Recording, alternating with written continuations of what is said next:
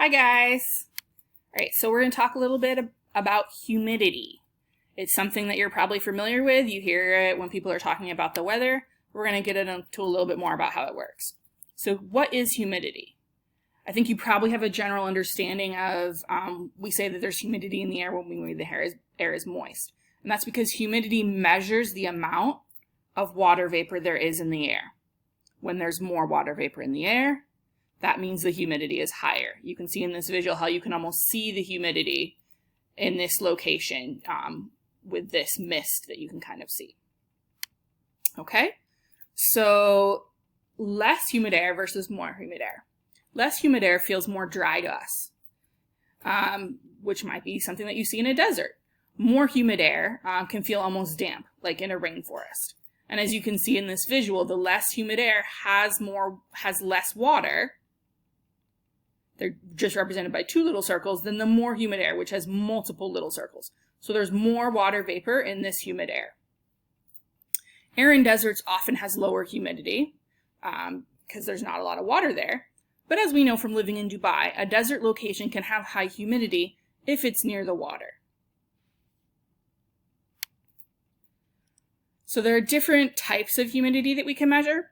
So relative humidity is one that they use most often when they're doing weather forecasts, and it's in a percent, like the relative humidity is 32% or 67% or whatever. Okay, and it measures how much water vapor there's in the air at a specific, how much water vapor air can hold at a specific temperature. So it's a percentage. So for example, these all show relative humidity of 50%. A relative humidity that's higher, so if the relative humidity was instead 80%, then it's going to feel more humid and damp than the 50% humidity. But if you notice, one problem with relative humidity is we have different amounts of water at each of these temperatures, and yet they're all 50% humidity, relative humidity. And that is because air that's 95 degrees Fahrenheit can hold more water than air that's only 55 degrees Fahrenheit.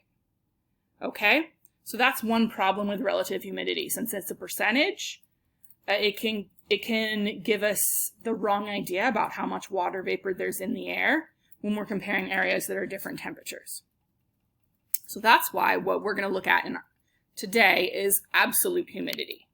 Now, absolute humidity measures how much water vapor there actually is in a certain amount of air.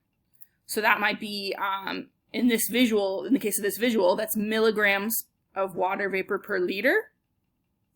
In the case of the data that you're going to look at in a bit, that's grams of water per centimeter cubed. So as you can see here, the absolute humidity in this side of the visual is twice as high, and that's because there's twice as much water vapor. Okay, so that's one benefit of absolute humidity, because you're actually talking about how much water vapor there actually is in the air, as opposed to just a percentage. Okay, and then one thing to know about humidity is that, and I've already noted this, air that is hotter can hold more water vapor than colder air. You can see that here where they've got the 55 Fahrenheit, 75 Fahrenheit, 95 Fahrenheit. The beaker for 95 Fahrenheit is bigger because the air at 95 Fahrenheit, hotter air, can hold more water. And that happens because, obviously, since there's more heat energy in hotter air, there's more evaporation when the temperature is higher. And that's why you will often find higher humidities when the temperature is hotter, and the air often, you'll get that damp feeling more when the air is hotter than you will when the air is cooler. Okay? And that's all we have to say about humidity.